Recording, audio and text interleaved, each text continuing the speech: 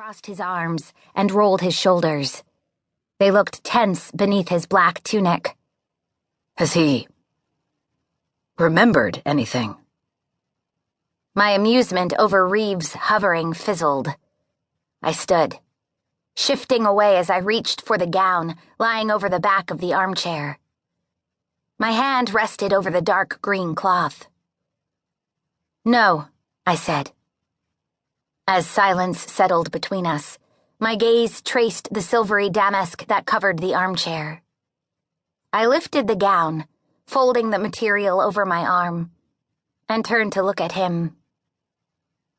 His shoulder was leaning against the doorframe, and he regarded me with a tilt of his head. I had no idea what he was thinking. Do you think he ever will? Reev asked. My fingers tightened around the dress. I don't know, but I can't give up. Reev's lips compressed into an unhappy line. He looked like he wanted to argue, but his mouth remained closed. A muscle flexed in his jaw. Why could he fuss about my comings and goings and yet refuse to say the things that actually mattered? Why did he insist on being so careful with me? A fissure had formed between us since that day in Kala's tower, when I'd killed Ninu and severed his control over Reev and the other sentinels. Despite my efforts, I couldn't figure out how to repair our relationship. Reev had allowed me to question him about how he'd found me on that riverbank all those years ago. But he still refused to speak of his past. Before my father, Kronos, freed him the first time. It wasn't that he needed to confide these things to me. I understood his desire to let the past lie. But he still seemed to carry guilt for keeping his secrets, and for what had happened to Avan. The growing fracture between us wasn't only Reev's doing. Although I'd told him that I didn't blame him for his actions, I hadn't been completely honest, and I felt he knew that. The resentment jabbed at me like a pebble in my heel that I couldn't dislodge. It was stupid of me. Reev had been as helpless against Ninu's power as Avan, but my emotions cared very little for logic and truth. I held up the gown. I should change. Reev nodded. Before he turned away, he said, "Be careful out there. There's been trouble with some of the sentinels."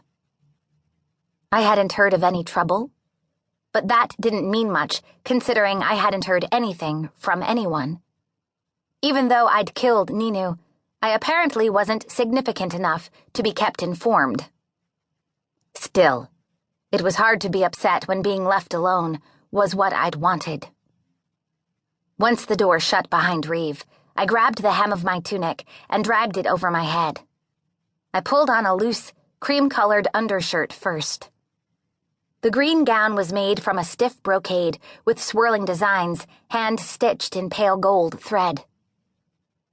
I thrust my arms through the sleeves and tightened the lacing down the front. It probably would have been easier to dress with assistance, but the idea of needing to be helped into my clothes felt ridiculous. With the gown cinched closed, the material fit snugly through my torso and waist, and then flared out at my hips. The front skirt fell in elegant pleats to mid-thigh, but the back gathered into a bustled half-skirt that dusted my calves. It came with pants that were tailored to fit like a second skin. The palace steward, Master Hathni, had commissioned one of the White Court's most admired dressmakers to construct a few gowns for me.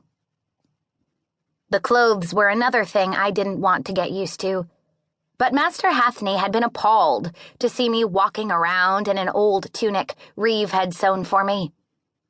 And if I was completely honest with myself, I sort of enjoyed the gowns.